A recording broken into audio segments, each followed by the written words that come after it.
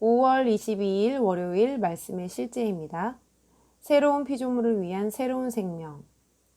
너희가 서로 거짓말을 하지 말라.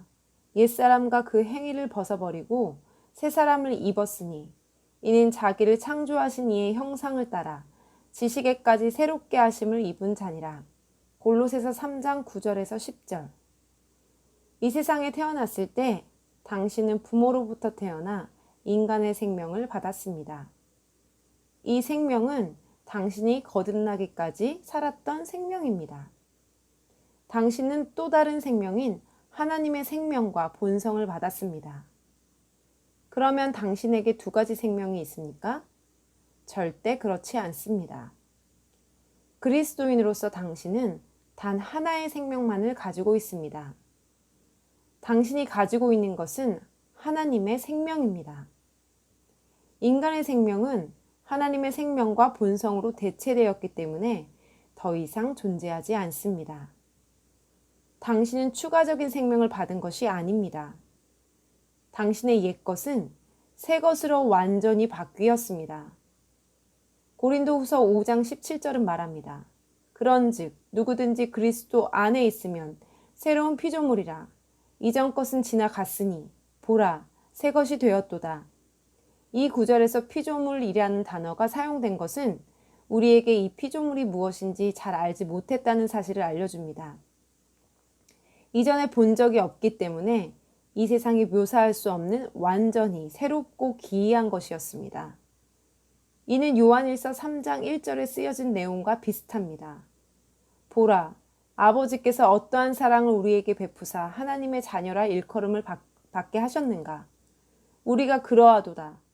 그러므로 세상이 우리를 알지 못함은 그를 알지 못함이라. 이제 우리가 하나님의 아들들이 되었으므로 세상은 새로운 피조물이 된 우리를 잘 알지 못합니다. 우리는 더 이상 아픔, 질병, 실패 또는 죽음의 지배를 받지 않습니다.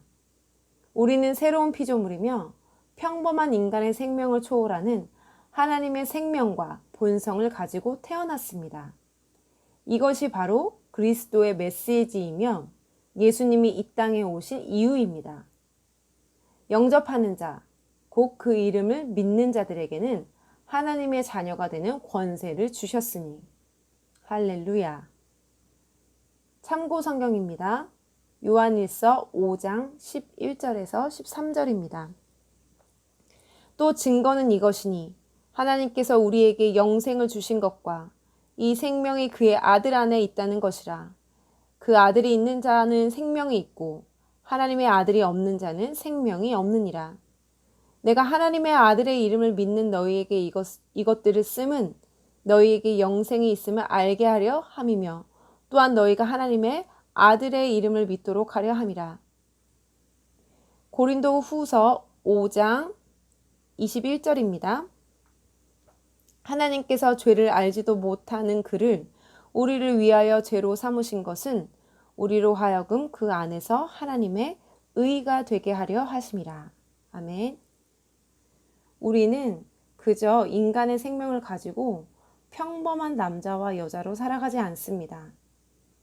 우리가 거듭날 때 하나님과 같은 종류의 생명과 본성을 가지고 우리는 태어났습니다. 우리는 완전히 새로운 종족, 새로운 피조물, 하나님과 같은 종류가 되었습니다. 우리는 우리 안에 있는 하나님과 같은 생명과 본성을 인식하고 오늘도 우리 삶 가운데 생명과 본성을 나타내며 살아갑니다. 함께 기도합니다.